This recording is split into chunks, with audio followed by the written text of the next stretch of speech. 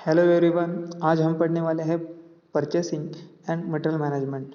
Last lecture में हमने देखा था कि what is the definitions of purchasing and the basic definitions of material management. So last lecture में हमने जो भी कवर्ड अप किया था वो हम एक बार रिवाइज कर लेंगे। द ऑब्जेक्टिव्स ऑफ परचेसिंग, तो क्या क्या परचेस के ऑब्जेक्टिव्स क्या क्या रहते हैं, जैसे कि उसमें कौन कौन से कंसेप्ट आती है, तो वो हमें चीज़ें देखना है। उसकी प्रोडक्ट साइकिल कैसे रहेगी। तो हम जनरली परचेसिंग को बोलेंगे कि इट्स अ बाइंग प्रोसेस। तो बाइंग प्रोसेस किस तरह की होती है वो चीज़ें हमने देखी। उसके बाद उसका डेफिनेशन देखा। परचेसिंग की जो भी रोल्स रहते हैं, जैसे कि strategic purchasing and operational purchasing, तो वो दोनों हमने डीप में समझ लिया। उसके बाद आता है परचेसिंग साइकिल, तो उसमें आता है recognisation of need, descriptions of needs, selections of suppliers, determinations of price, preparations of purchasing orders. तो ये सब चीज़ें परचेसिंग साइकिल में आती है। और लास्ट में आप हमने देखा था कि परचेसिंग डिपार्टमेंट जो कि हर एक कंपनी में रहता है, जो भी मटेरियल अपने प्रोडक्शन के लिए या एडमिनिस्ट्रेशन के लिए जो भी मटेरियल हमें चाहिए होता है वो हम परचेस डिपार्टमेंट से एक्वायर करते हैं। तो उसमें कौन कौन सा स्टाफ ज़रूरी होता है, जैसे कि परचेस मैनेजर होता है, परचेस ऑफिसर होता है, और परचेस ऑफिसर के अंडर में एक एजेंट रहता है जो कि थर्ड पार्टी भी बोल सकता है और कंपनी रोल पे भी बोल सकते हैं। तो वो तीन लोग परचेस डिपार्टमेंट हैंडल करते हैं। तो today we are going to discuss about the material management. Material management means हमें जो मटेरियल रॉ मटेरियल से फिनिश गुड में कन्वर्ट करना है, तो उस मटेरियल में कहीं भी रुकावट नहीं आनी चाहिए, इसीलिए हम मटेरियल मैनेजमेंट करते हैं। इसे हम प्रोडक्शन लाइन में मटेरियल मैनेजमेंट कहेंगे। तो material management it include the planning, organising, communicating, directing and controlling of all these activities mainly concerned with the flow of material into the organizations। हमें production के लिए जो भी मटेरियल रिक्वायर्ड होता है, फिनिश, सेमी फिनिश, वो material हमें provide करना पड़ता है। तो उसके लिए हमें जो भी मैनेजमेंट टेक्निक यूज़ करते हैं, तो हम वहाँ पे मटेरियल मैनेजमेंट की टेक्निक यूज़ करेंगे। तो the basically objective of material management is use to optimum resources. हमारे पास जो भी ऑप्टिमम रिसोर्सेस है, जैसे कि मैन होगा, मनी होगा, मटेरियल होगा, मशीन होगा और टाइम लिमिट होगा, तो ये सब चीज़ें हमें मिनिमम रिसोर्सेस यूज करके हमें मटेरियल मैनेजमेंट करना है। The basic definitions of material management is a scientific technique which is concern with the planning, organising, controlling the flow of material from their initial purchase through the internal operations to the distributions to the service point, that is called material management। उसमें type of material management आते हैं, जैसे कि कौन कौन से material का हमें प्लानिंग करना पड़ता है इंडस्ट्री में जनरली। तो रॉ मटेरियल का हमें प्लानिंग करना पड़ता है। उसके बाद जो मैन्युफैक्चरर पार्ट होते हैं तो उनका भी हमें मैनेजमेंट करना पड़ता है। उसके बाद जो वर्क इन प्रोसेस है उसका मैनेजमेंट करना पड़ता है। उसके बाद पैकेज मटेरियल है, तो इन सब चीज़ों का हमें मटेरियल मैनेजमेंट करना पड़ता है। First of all we will see the raw material. It is the material that the company is required to transform into the finish good. मैंने पहले भी कहा था कि जो हमें रॉ मटेरियल से फिनिश गुड में जो भी मटेरियल कन्वर्ट करना है, उस मटेरियल के मैनेजमेंट के लिए हम मटेरियल मैनेजमेंट बोलते हैं। It is a very important. The shortage of hills can stop the production and can cause the high losses. हमारा प्रॉपर मटेरियल मैनेजमेंट कभी रहता है तो हमारा जो प्रोडक्टिविटी है वो ज़्यादा से ज़्यादा इंक्रीज़ होगा और जो अभी चल रहा है वो सस्टेन रहेगा। हमने प्रॉपर मटेरियल मैनेजमेंट नहीं किया तो ऐसे टाइम होगा कि फर्स्ट शिप हमारा कवर हो गया, लेकिन सेकंड शिप के लास्ट एंड में हमें मटेरियल कम मिला है। जैसे कि तो सेकंड शिप का भी प्रोडक्शन कम निकलेगा और उसके बाद जो थर्ड शिप स्टार्ट होने वाला है उसका भी प्रोडक्शन कम निकलेगा। इसीलिए हम जनरली मटेरियल मैनेजमेंट यूज़ करते हैं।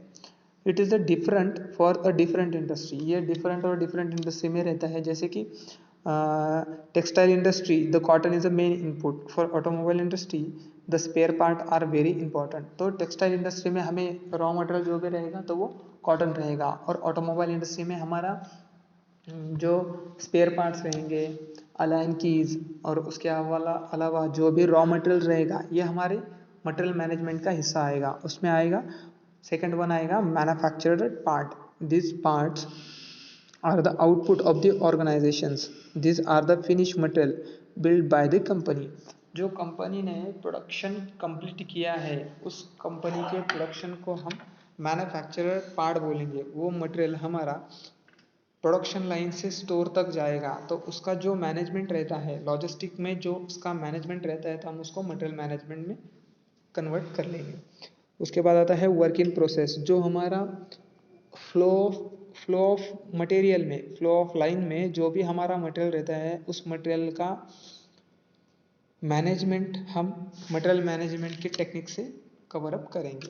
तो work in process, this are the semi finish product found at a various stage in the production processes. Fourth one आता है package material, this are the material that are package together to prevent damage during the transportation and deteriorations when they are stored।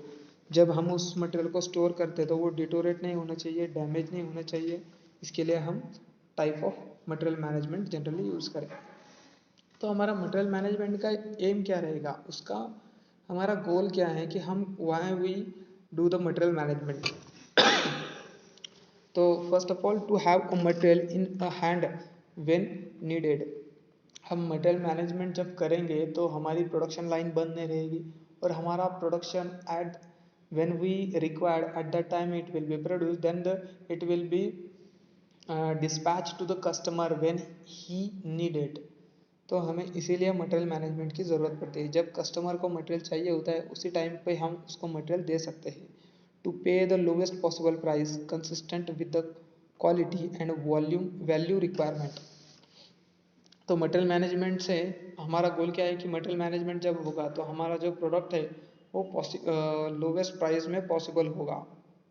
Minimum inventory investment, तो हमारा material management का भी रहता है product का, तो जो इन्वेंट्री रहती है एक मशीन से दूसरे मशीन तक, दूसरे मशीन से स्टोर तक, तो वो इन्वेंट्री हमारी कम हो जाएगी। टू ऑपरेट इफ़िशिएंटली, हमारा मटेरियल का प्रॉपर मैनेजमेंट रहता है तो हमें उसको ऑपरेट करने के लिए इफ़िशियंसी जो हमारी ज़्यादा लगने वाली है वो कम हो जाएगी। The purpose of material management, उसका पर्पज़ क्या है, generally why we do the material management, to gain the economy in purchasing, to satisfy the demand during the period of replenishment, to carry the reserve stock, to avoid the stock out, to provide the reasonable service to the client। हमें client के लिए reasonable service provide करने के लिए हम material management करते हैं। और हमारा जो भी प्रोडक्शन है, जो भी मटेरियल है वो वेयर हाउस में, स्टोर में स्टॉक आउट नहीं होना चाहिए, इसलिए हमें मटेरियल मैनेजमेंट करना पड़ता है। Objectives, the objectives of material management, उसमें टू टाइप के ऑब्जेक्टिव्स रहते हैं, primary objectives and secondary objectives. तो प्राइमरी ऑब्जेक्टिव्स रहता है कि right price, second one is a high inventory turnover, low procurement and storage cost, continuous of supply, consistency in quality, development in vendors, low payroll cost, maintenance of good records. So हम material का जब proper management करते हैं तो उसकी जो value रहती है वो सस्टेन रहती है, उसकी प्राइस जो रहती है वो मेंटेन रहती है। नहीं तो हम क्या करेंगे, मटेरियल कभी कम दिया कभी ज़्यादा दिया तो उससे क्या होगा, कस्टमर हमारा डिटोरेट हो जाएगा, हमारी प्राइस फैक्टर जो रहेगी वो वैरी होती रहेगी। इसीलिए हमें मटेरियल मैनेजमेंट कभी हमारा प्रॉपर होता है तो जो प्रोडक्ट की प्राइस है वो कंसिस्टेंट रहेगी। हाई इन्वेंट्री टर्नओवर, तो हमारा मटेरियल कभी कंसिस्टेंटली फ्लो होता है तो ठीक है, लेकिन कंसिस्टेंट से हमारा मटेरियल कभी फ्लो नहीं हुआ तो उसका इनडायरेक्टली इम्पैक्ट हमारे कॉस्ट पे जाता है। जैसे कि हमारा हमने प्लान किया है कि हमें मटेरियल प्रोवाइड करना है, लेकिन बीच में क्या हो गया कि जो लास्ट ऑपरेशन था, लास्ट ऑपरेशन पे मेंटेनेंस की वजह से मटेरियल नहीं प्रोवाइड हो सकता है, तो उसकी वजह से क्या हुआ कि फाइनल असेंबली में हम मटेरियल नहीं देंगे, तो उससे क्या होगा कि हमारा जो हाई इन्वेंट्री टर्नओवर है वो स्टॉप हो जाएगा, उससे हमें लॉस भी हो सकता है। इसीलिए हम मटेरियल मैनेजमेंट करते हैं। लो प्रोक्योरमेंट एंड स्टोरेज कॉस्ट, तो हमारा कभी मेंटेनेंस में आता है या कुछ इश्यूज हो जाते हैं तो हमारा स्टोरेज कॉस्ट उससे बढ़ जाता है।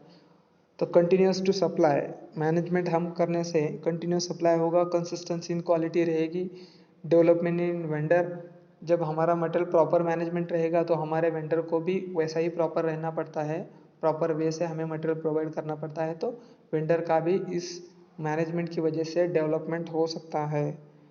Maintenance of good records. Secondary objective रहता है new material process and product. तो हमारा सेकेंडरी ऑब्जेक्ट में क्या रहेगा, हमारा जो भी न्यू मटेरियल्स है उससे जो प्रोसेस एंड प्रोडक्ट्स मैन्युफैक्चर्ड होने वाले हैं तो उसकी quality as per standard maintain रहेगी। जैसे कि हमारा कोई प्रोडक्ट है वो रस्ट हो गया है तो उसका इनडायरेक्टली इम्पैक्ट क्या होगा, इनपुट कभी नॉट ओके होता है तो आउटपुट भी उसका ओके ही नॉट ओके ही मिलेगा। इकोनॉमी मेक और बाय डिसीजंस। तो मटेरियल मैनेजमेंट क्या होता है कि हमने इम्प्रॉपर मटेरियल मैनेजमेंट किया तो उससे क्या होगा, हमें मेक एंड बाय डिसीजन में डिफ़िकल्टीज जनरेट हो सकती है। उसके बाद स्टैंडर्डाइजेशंस और प्रोडक्ट इम्प्रूवमेंट। तो मटेरियल मैनेजमेंट में हमें प्रोडक्ट की इम्प्रूवमेंट भी बढ़ानी है और उसका स्टैंडर्डाइजेशन भी बढ़ाना है। उसके बाद आता है relationship between material management department and other department. The material management department play a very important role in our organizations, and it must have a good relationship with the other department. The department that are the mostly involved are production department, engineering, design, quality control and finance department. तो हमें material management में production department का support चाहिए होता है। Engineering और design department जो रहता है तो वो लेआउट किस तरह का बनाते हैं उस पॉइंट ऑफ व्यू से हमें मटेरियल मैनेज करना पड़ता है। उसके बाद आता है क्वालिटी कंट्रोल। हमारा प्रोडक्ट फॉर एग्जांपल हमने रॉ मटेरियल वेंडर से परचेस किया है, किसी वेंडर से परचेस किया है और उसमें कुछ डिफ़िकल्टीज आती है तो उससे क्या होगा, हमारी प्रोसेस लाइन प्रॉपर वे से नहीं चलेगी तो हमें वो भी क्वालिटी कंट्रोल डिपार्टमेंट से वो प्रॉफिटेबल हो सकता है उनका रिलेशनशिप में मेंटेन करने के बाद। उसके बाद आता है फाइनेंस डिपार्टमेंट। हम किस टाइप का मटेरियल परचेस करते हैं और उसे कैसे हम उससे हम उसको उस डिपार्टमेंट को और उस वेंडर को हम कैसे एग्जीक्यूट करते हैं उस बेस पे हमारा मटेरियल मैनेजमेंट आएगा। उसके बाद advantages of material management, improve the accountability, better coordinations. Material management की वजह से बेटर कोऑर्डिनेशंस होगा, बेटर परफॉर्मेंस होगा, एनालिसिस ऑफ डेटा। हम जो भी हमारा वर्किंग प्रोसेस रहेगा तो हम मटेरियल मैनेजमेंट के पॉइंट ऑफ व्यू से डेटा को एनालिसिस कर सकते हैं कि हमारा इस मशीन पे कितना मटेरियल फिनिश हुआ है या इस मशीन का कितना प्रोडक्शन हुआ है। और इससे क्या होगा कि हमारा टीम वर्क भी रहेगा। जैसे कि हमने प्रॉपर प्लानिंग किया है मटेरियल मैनेजमेंट का मटेरियल का तो उससे हमारा टीम कोऑर्डिनेशन भी अच्छा रहेगा। These are the thing of material management.